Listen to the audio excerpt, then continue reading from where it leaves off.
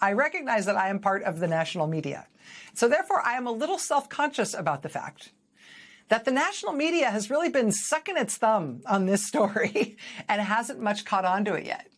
The national media has been really behind on this story, but local media have been taking notice of these fights everywhere they're happening. And local media everywhere this weekend took notice of these protests that happened in more than 180 different locations all over the country.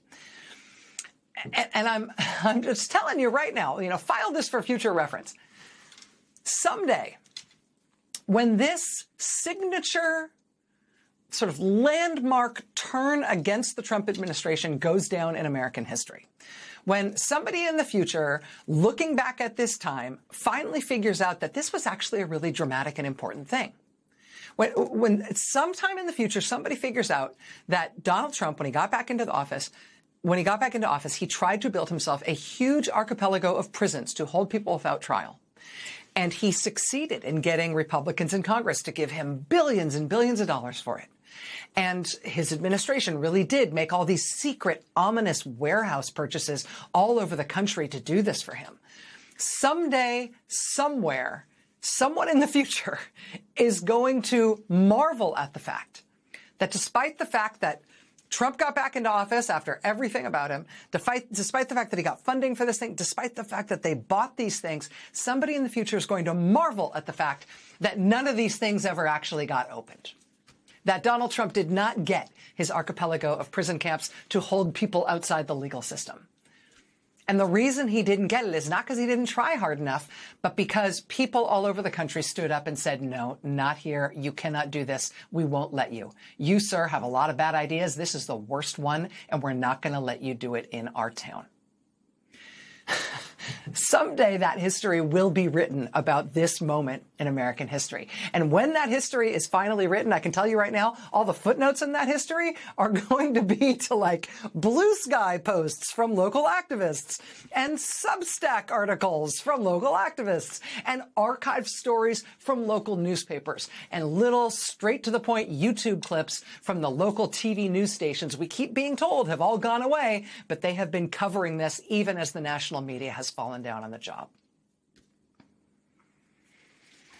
And so I'll show you some of what I know. Here's Mount Kisco, New York this weekend, protesting this weekend against Trump's ICE prison camps out in the cold and the rain on Saturday in Mount Kisco, New York. Here's Anchorage, Alaska this weekend, where they had signs naming and shaming their Republican members of Congress who voted to fund ICE's expansion. Here's Colma, California this weekend. With the banner that you see there, Stop ICE Warehouse Detention. Here's Tucson, Arizona, protesting this weekend against Trump's ICE prison camps. They're outside the office of their Republican Congressman, Juan Ciscomani, in Tucson. Here's El Paso, Texas, where the largest existing ICE prison is already up and running. It is not one of these warehouses they want to build.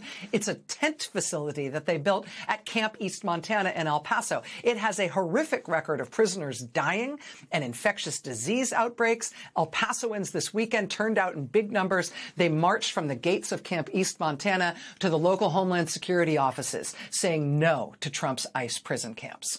There were protests against Trump prison camps in Marietta, Georgia this weekend, and in Conyers, Georgia, and in McHenry, Illinois, and in Las Cruces, New Mexico. Communities, not cages. In Portland, Maine, there were protests. In Portland, Maine, Trump's federal agents took a 19-year-old nursing student and locked her up in one of these ICE prisons. And Portlanders this weekend were out on the street saying, we want her back. There were protests against Trump prison camps this weekend in Southlake, Texas.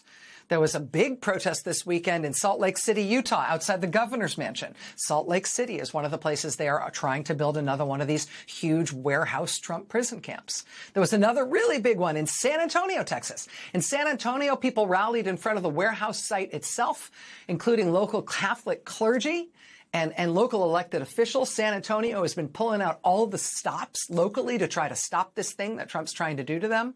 Local news reports say that, even though it's Texas, so they're not going to get any help from their state government, local news reports say that city officials in San Antonio are not only passing resolutions trying to stop this thing within their own power, they're also currently taking legal advice on whether they too, as a city, can bring the kind of lawsuit that has been brought by the state of New Jersey, by the state of Michigan, by the state of Maryland. This weekend and over the last few days, we saw a whole bunch of protests in the Northeast, specifically against Citizens Bank, which is based in the Northeast. Citizens Bank has hundreds of millions of dollars invested in companies that run these immigrant prisons for Trump. In a statement, Citizens Bank said in part that it does not comment on specific customer or client partnerships. They said, we, quote, regularly review our partnerships and evaluate clients against applicable laws, regulations, and our internal risk standards. That's how they have tried to sort of deflect attention from this matter. But it has not succeeded. This was the scene at their shareholders meeting in Providence, Rhode Island. And all over these past few days, protests at Citizens Bank branches asking the bank to drop these investments. From, as I said, headquarters in Providence to Northampton, Massachusetts, to Great Neck, New York, to Saratoga, New York, to Wilmington, Delaware, to Plymouth, New Hampshire, to the Bronx in New York City, to Queensbury, New York, to Roslindale, Massachusetts, to Glen Mills, Pennsylvania. All over the Northeast, people over the last few days have been protesting at Citizens Bank branches and at their shareholders meeting, protesting against Citizens Bank over their involvement with Trump's immigrant prisons. And I'm showing you things. I'm showing you these things you might not be seeing elsewhere. Not only because this is the news, this is an important part of the story of how the United States is responding to this presidency, how Americans are spending their weekends these days now that Donald Trump is back in the White House with this agenda that he has. But I'm also showing you these things are happening because I think it's important to get our heads around the fact that these folks are winning in this fight. Trump has not been able to open a single one of these warehouse prison camps, despite setting aside $38 billion to try to do it. They have not yet been able to open a single one of these warehouse prison camps, and I don't know if they ever will. They know the public is against them. Despite what they say, that does matter to them. They've made clear over and over again since the start of this administration they would prefer to do things that are easy. And right now, this is not easy. The American people all over the country, even in red states, have made this a thing that is hard for them to do. And so they're not getting it done. And this is important not only in terms of thinking about the tactics of the American people saying no to this president, this phenomenally unpopular radical president, but it's also substantively important in terms of what kind of presidency this is going to be, because it would be a phenomenally radical new power to give this particular president, right? All these prison facilities to hold thousands, to hold tens of thousands of people who have never been convicted of a crime. That would be an incredibly radical power to give President Donald Trump. And I'm sure that is why the Trump administration would love to do it. But so far, despite their best efforts, it is really not working out for them.